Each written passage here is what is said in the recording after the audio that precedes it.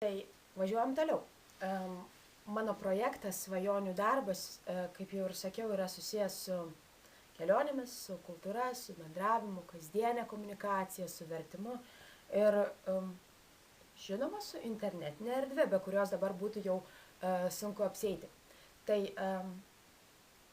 pradžia yra tokia, kad aš labai noriu ir svajoju įkurti paprasčiausią internetinį puslapį, kurio pavadinimas turėtų skambėti kažkaip panašiai į rytai ir vakarai. Žinoma, pavadinimas yra toks labai slidus reikalas, kurį dar reikia šlifuoti ir stengtis jame atskleisti savo darbo, projekto, to internetinio puslapio tematiką, kuri yra vokiečių ir lietuvių bendri santykiai visose sferose. Taigi, manyčiau, kad tikslas mano yra ganėtinai aiškus. Stengsiuosi toliau pateikti savo verslo planą daug plačiau ir išsamiau. Taigi, kaip sakiau, pirmiausia, noriu kurti internetinį puslapį, po kurio jau sektų normalaus biuro įkūrimas, kuris turėtų visokias licencijas, aukščiausius įvertinimus ir panašiai. Dar svajoju apie gyvąją biblioteką, kas reikštų, kad pas mus į biurą atėjęs žmogus visada galėtų pasiimti kažkokią tai vokišką literatūrą ir paskaityti. Aš pati jau turiu sukaupusi daugiau nei 200 visokių vokiškų žurnalų, laikraščių, prisipirkusi knygų ir panašiai. Tai gyvoji biblioteka, na jo, tai čia dar idėja, dar ją reikėjo toliau ugdyti, o dabar apie internetinį puslapį. Internetinis puslapis yra toks dalykas, toks reikalas, kurio pradžia yra sunki ir reikia labai daug reklamos. Todėl, žinoma, reikėtų skirti labai daug laiko ir darbo namuose.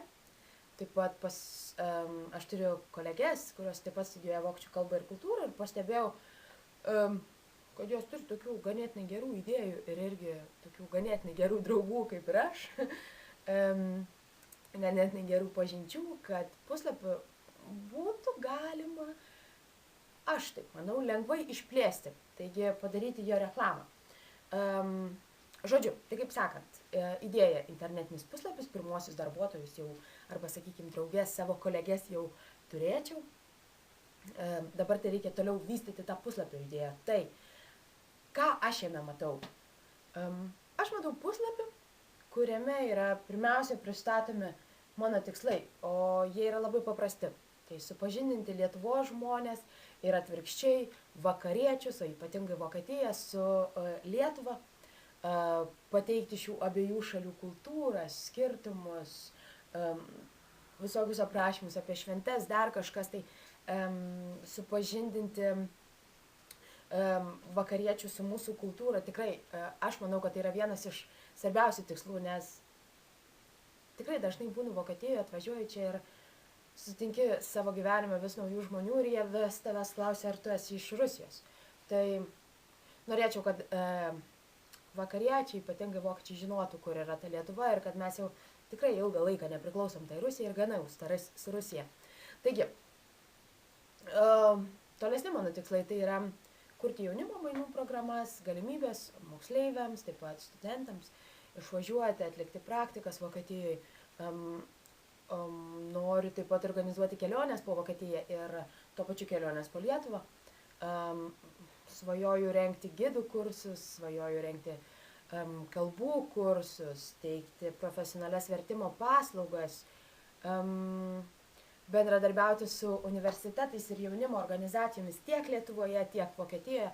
Tiesiog svajoju, kad tai bus puslapis, kuris būtų pilnas patarimų, naudingos informacijos, nuorodų, video, visokių skaitytojų forumų, pilnas klausimų, visas toksai gyvas kaip ir aš dabar. Tai,